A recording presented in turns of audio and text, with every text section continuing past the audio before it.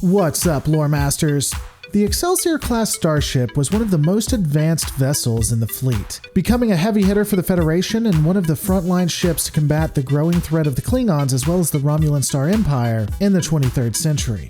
As time passed, it would be one of the vessels to persevere, moving into more of a status symbol for admirals during the early 24th century in the Golden Age, and serving as a mainline ship during the Dominion War.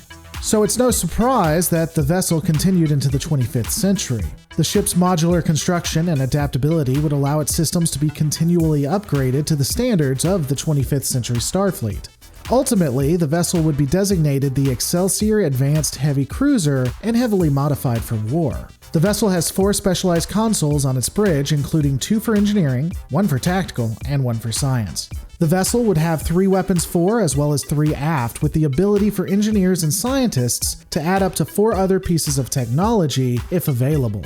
Given its long tradition of being one of the few vessels known for effectively being a tank, it also has specialty equipment to better help it during combat. This includes increasing its weapons systems efficiency, shield frequency modulation, take notes Riker, strategic maneuvering, and attracting fire. More advanced variants would allow for a universal console installed that has a trans-warp computer. This would allow a ship originally constructed some 200 years ago to use the most advanced technologies of the day so that it can travel exceptionally fast. And of course, Starfleet engineers would decide to put it on an Excelsior class versus that of an Acura, Prometheus, or any of the more modern vessels, cause why not? Lending to its lineage, the vessel is able to be modified so that admirals can use it as a base of operations.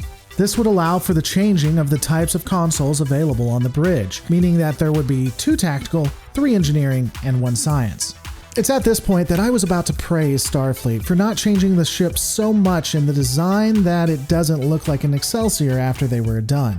This would allow it to stay a classic, which is something most people always enjoy.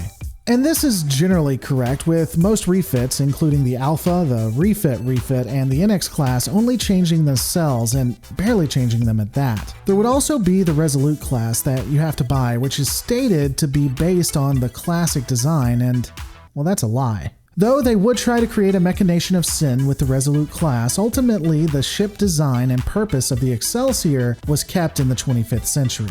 Which honestly can't be said of most other vessels, so for this one at least, I tip my hat to you 25th century Starship designers. I like the fact that the vessel maintained its purpose and still looks like what we've seen in the past. I think they really did honor this vessel.